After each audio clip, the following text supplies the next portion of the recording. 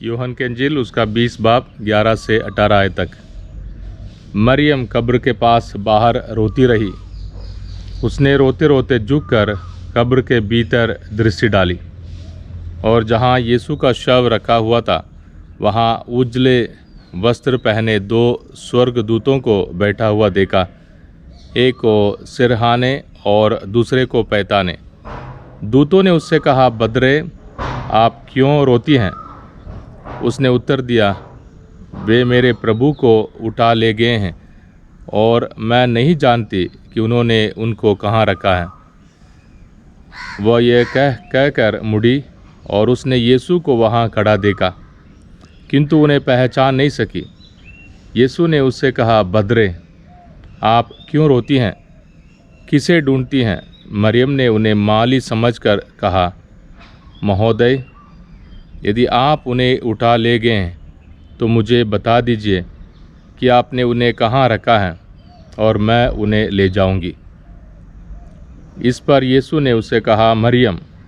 उसने मुड़कर इब्रानी में उनसे कहा, रब्बोनी, अर्थात गुरुवर। यीशु ने उससे कहा, चरणों से लिपटकर मुझे मत रोको।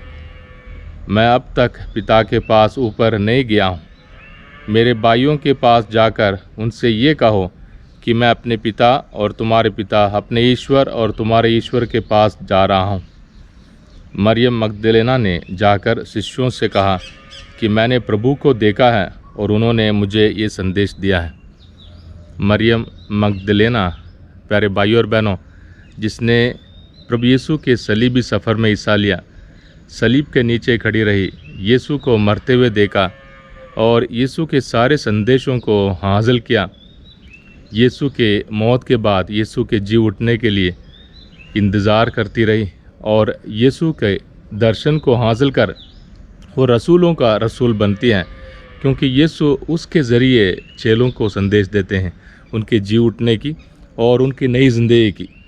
और मरियम से ये कहना कि चरणों से लिपट कर मुझे मत रोक, उसे डांटने या उसे रोकने की बात नहीं है। खुदावंद उसे जिस्मानी रिश्ते और दुनियावी तौर तरीके से ऊपर उठकर उसके खुदा की बरकत को हासिल करने के लिए खुदावंद बुला रहे हैं। यानी खुदावंद यीशु मसीह में हमारे रिश्ते, ज़िंदा खुदावंद में हमारे रिश्ते एक नए रूप को हासिल करते हैं। हम इंसान के नज़रिए से नहीं, खुदा के नज़रिए से एक दूसरे को देखने, खासकर खुदा के वरदान को हासिल करने के लिए हमें ज़रिया बनना चाहिए। और ईस्टर का ये मौसम हम सबों को बुलाता है, हमारे सोच विचार और हमारे नज़रिए में बदलाव आए। खुदावंद यीशु मसीह को पुकारे हैं, प्रभु तूने मुझे चुना है, मेरे परिवार को चुना है, मेरी ज़िंदगी को चुना है, मेरी पाप में ज़िंदगी को तूने बदलने के लिए मुझे बुलाया है। ऐ प्रभु मुझ पर रहम कर। ऐ प्रभु मरियम के समान तू जो हम सबों को दर्शन देना चाहता है, हमारे रोज़ की ज़िंदगी में, खासकर हमारे परिवारों में तेरे ज़िंदा होने की खुशी और मेहरबानी हमें हासिल हो। ईस्टर का मौसम, प्यारे भाइयों और बहनों, इन दिनों हम सबों को खुदा के रहम की ईद की तैयारी करने के लिए बुला रहा है।